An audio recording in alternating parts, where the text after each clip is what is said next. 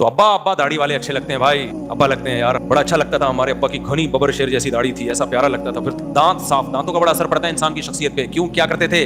मिसवाक। हमें अपने वालिद के जिस्म से एक अलग सी खुशबू सी आती थी। कभी मैंने अपने वालिद के में स्मेल नहीं देखी। क्यों? नहाना धोना, सफाई सुथराई, घर को साफ, जो एक मुस्लिम घर में होना चाहिए। बाकी अब्बाओं को हमने देखा है, बेटा अब्बा के करीब की, अब्बा के सिगरेट के बू आ रही है, अब्बा से रूहानियत आएगी। एक औरत ने मुझे बताया, मेरा मियां गुटखा भी खाता है, पान भी खाता है, निस्वार भी खाता है, सिगरेट भी पीता है, मेरे करीब आता है तो उल्टी करने को दिल करता है। तो इस्लाम है जो हमें पाकीज़ा निजाम दे रहा है, सुकून की जिंदगी दे रहा है, एक अच्छी लाइफ दे रहा है। तो हम उस इस्लाम को तहकीक करेंगे ये सही है कि गलत है, ये नाशुक्री नहीं होगी। अल्लाह कहेगा अभी भी तुझे समझ में नहीं आ रहा। तो हम जैसे मर्दी नालायक हूं, अल्लाह की से उम्मीद है इंशाअल्लाह इस्लाम को किसी कीमत पे हम कंप्रोमाइज इस्लाम के साथ नहीं कर सकते। यह नहीं कोई टक्कर का अल्लाह ने पैदा नहीं किया। मैं गैर मुस्लिमों से कहता हूँ कुछ दिन आओ, इस्लाम कबूल करके देखो इस लाइफ में मजा कितना है। मजे से मुराद रूहानी मजा। फजर की नमाज में कैसी लज्जत होती है यार। मैं तो कहता हूँ एक फजर की नमाज ही ऐसी है जो इस्लाम समझाने के लिए काफी है। कितनी रूहानियत, तो ऐसा सुकून मिलता है।